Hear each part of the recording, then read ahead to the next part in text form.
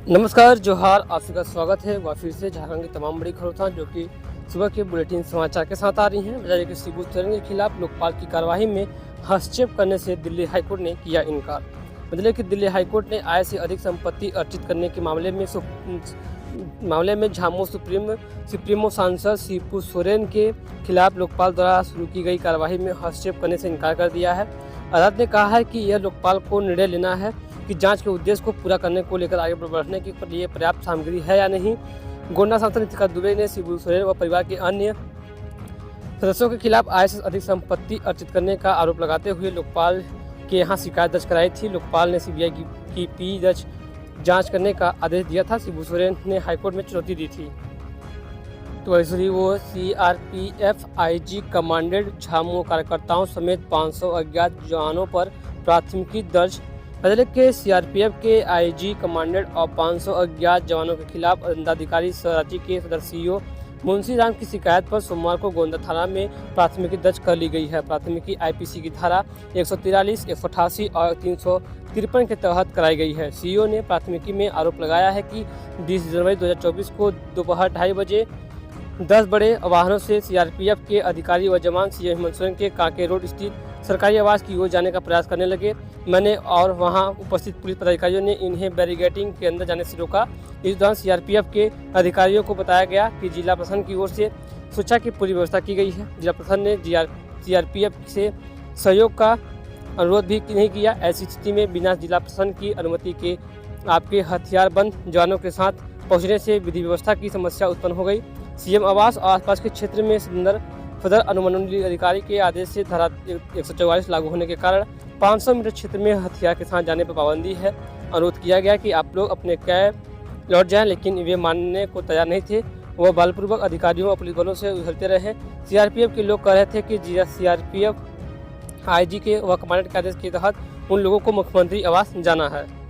तो एसडीओ बाबूलाल मरांडी का बड़ा बयान। सीआरपीएफ को डराने का हो रहा है प्रयास, पड़ेगा भारी।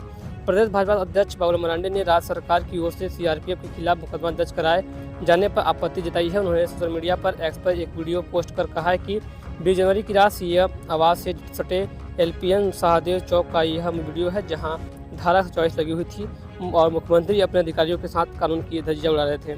ईडी अधिकारियों को भाड़े पर लाए गए तीर धनुष से लैस लोगों से बचाने के लिए आए सीआरपीएफ अफसरों, जवानों और निषेधाज्ञा उल्लंघन का मुकदमा करने वाले राज्य पुलिस अगर कानून स्वतः काम करती है तो पहले मुख्यमंत्री या उनके भाड़े के लोगों के साथ ही वहां मौजूद पुलिस और प्रशासनिक अफसरों पर मुकदमा करे। हेमंत सरकार का केंद्रीय एजेंसियों और केंद्रीय सुरक्षा बलों को डराने के लिए पुलिस या ताकत के दुरुपयोग का प्रयास फिर भारी पड़ेगा, लिखकर रख ले। तो वो झारखंड में बढ़ गए हैं 8,56,000 वोटर।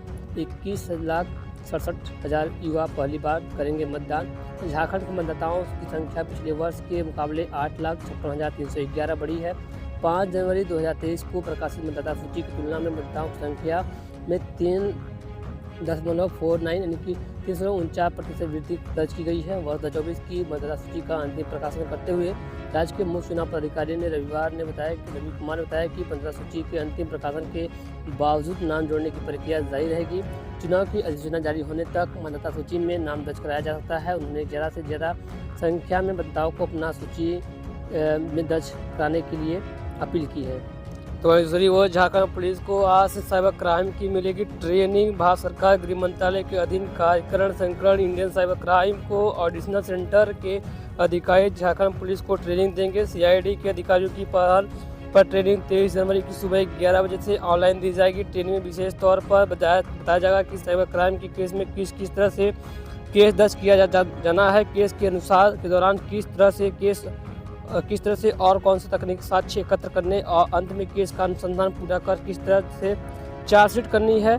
ट्रेनिंग में मुख्य वक्ता I4C के एससीपी जितेंद्र सिंह होंगे। इसके लिए सीआईडी मुख्यालय की ओर से सभी जिलों के एसपी को पत्राचार किया गया है। उनसे अपने जिले के साइबर पुलिस स्टेशन और साइबर सेल के अधिकारियों को इसमें शामिल कराने का अनुरोध किया गया है। पुलिस अधिकारियों के अनुसार पहले पुलिस किसी साइबर क्राइम के मामले में शिकायतकर्ता की शिकायत पर केस दर्ज कर महीनों इसका अनुसंधान करती थी, लेकिन वर्तमान में प्रतिबिंब ऐप के सहारे साइबर अपराधियों को बड़ी संख्या में ट्रैक कर पकड़ा जा रहा है। ऐसे मामलों में पुलिस ने खुद से संज्ञान लेकर केस दर्ज कर रही है। ऐसे मामलों में केस दर्ज करने से लेकर आरोपियों के खिलाफ कोई कोर्ट में समय पर आरोप पत्र समर्पित करना महत्वपूर्ण है।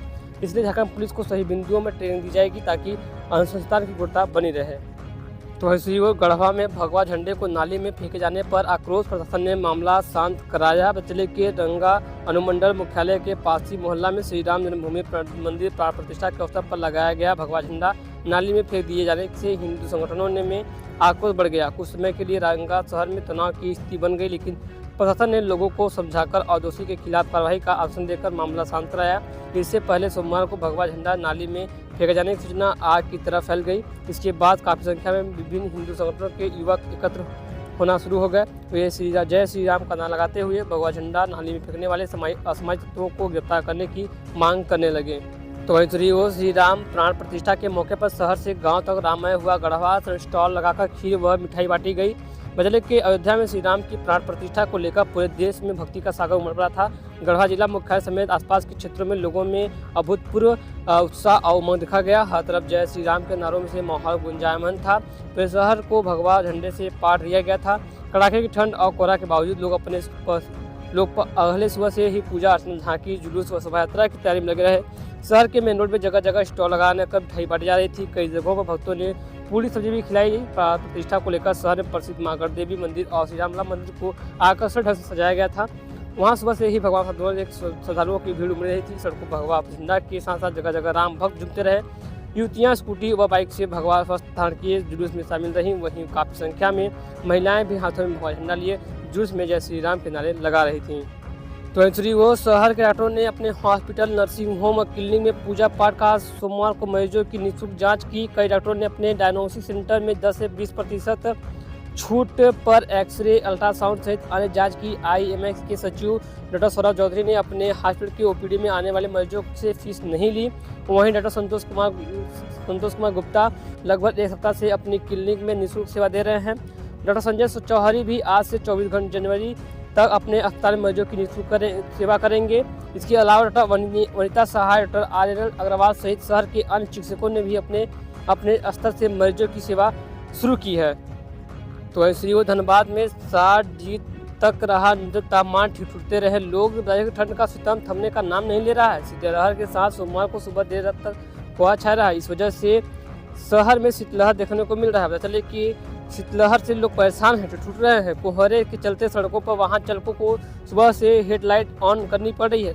रेत यातायात भी प्रभावित रहा। न्यूनतम तापमान 60 डिग्री सेल्सियस पहुंच गया। वहीं अधिकतम तापमान 20 डिग्री सेल्सियस रिकॉर्ड किया गया। निकली धूप की भी बेअसर रही। शाम ढलने के बाद ठंड से ठिठुरते रहे लोग। घर से बाहर निकलने की हिम्मत नहीं जुटा सके। ठंड से बचने के लिए कोई अलाव तो कोई चाय व काफ़ी चुस्कियों का सहारा ले रहा था। सोमवार मौसम साफ रहने से धूप निकली, लेकिन सर्द हवाओं के चलते गलन में कमी नहीं हुई। अस्पताल में जहां तीमारदार धूप में बैठे नजर आए, शाम होते ही शीतलहर ने समूचे जिले में अपनी झपेट में ले लिया। तो दूसरी ओर आज आ सकता है झारखंड के सहायक अध्यापक पारा शिक्षकों का मानदेय। जी हाँ, आज झारखंड के सहायक अध्यापक पारा शिक्षकों का मानदेय आने की उम्मीद है, क्योंकि कल प्राण प्रतिष्ठा की वजह से कई सारे कर्मचारी, कई सारे विभाग बंद पड़े हुए थे, जिसकी वजह से मानदेय आने में मुश्किल हो रही थी। लेकिन आज पारा शिक्षकों का, सहायक अध्यापकों का मानदेय आने की पूरी उम्मीद जताई जा रही है, क्योंकि बैंक एडवाइस चली गई है। काफ़ी जिलों का बैंक एडवाइस चला गया है, जिसकी वजह से अब पारा शिक्षकों का, कुछ जिलों का पारा शिक्षकों का आज मानदेय आने की अधिकतर उम्मीद है। और कुछ जो जिले हैं उन्हें बाद में भी मानदेय आ जाएगा। लेकिन अभी आज के डेट में कहीं ना कहीं आज पारा शिक्षकों के मानदेय आने की उम्मीद जताई जा रही है, क्योंकि काफ़ी समय से पारा शिक्षकों की मांग था कि इस जनवरी का मानदेय तो मिला नहीं है, आखिर कब तक मिलेगा। तो कहीं ना कहीं आज निराशा भरा में आज आशा की किरण देखने को मिल सकती है। पारा शिक्षकों में माहौल खुशी का हो सकता है, क्योंकि आज बैंक खुलते ही एडवाइस चली गई है। तो एडवाइस के बाद आपको पारा शिक्षक का मानदेय देखने को मिल सकता है। तो दूसरी ओर धनबाद में कोयला सेक्टर में 1 दिवसीय हड़ताल 16 फरवरी को एटक HMS व C2 की बैठक में लिया गया निर्णय। मतलब कि कोल सेक्टर के trade union and AITUC HMS व C2 की वर्चुअल बैठक सोमवार को हुई। इसमें 16 फरवरी को कोयला सेक्टर में 1 दिवसीय हड़ताल करने का निर्णय लिया गया है। इसके लिए फेडरेशन 2 फरवरी को नोटिस देगा। बैठक में शामिल C2 के TD नवानंदन ने बताया कि मांग पत्र तैयार करने के लिए 4 सदस्यीय कमेटी गठित की गई है। इसमें ईटक से एमएसक्यू जामा, एचएमएमएस से शिवनाथ पांडे, सीटू से डीडी रामानंद व एटक से जोसेफ शामिल हैं। बता दें कि वर्चुअल बैठक में बीएमएस को छोड़ एचएमएस, ईटक, सीटू व एटक के कोल फेडरेशन के 10 प्रतिनिधियों ने हिस्सा लिया है। इसमें केंद्र सरकार द्वारा कोयला उद्योग के निजीकरण, मेडिकल अनफिट, एमडीओ मोड में कोयला खदानों का संचालन व रेवेन्यू शेयरिंग आदि का विरोध मुद्दा था। बैठक में सार्वजनिक क्षेत्र के विनिवेश तथा मोदी सरकार की मजदूर व उद्योग विरोधी नीति को लेकर आंदोलन की रणनीति तैयार की गई। ईटक के राष्ट्रीय सचिव सह एसएससी सदस्य वीरेंद्र प्रसाद और अम्बस्ट ने कहा कि कोयला उद्योग के निजीकरण के लिए केंद्र सरकार तरह तरह की नीति तैयार कर रही है। वर्चुअल मीटिंग में एटक से रविंद्र कुमार, सीटू से डी रामानंद, ईटक के राष्ट्रीय और उपाध्यक्ष विधायक अनूप सिंह, पूर्व एमएलसी एक्सयू जामा, राष्ट्रीय सचिव ए.के. झा, राष्ट्रीय सचिव वीरेंद्र सवाल, एस.के. पांडे सहित संगठन के 10 प्रतिनिधियों ने हिस्सा लिया।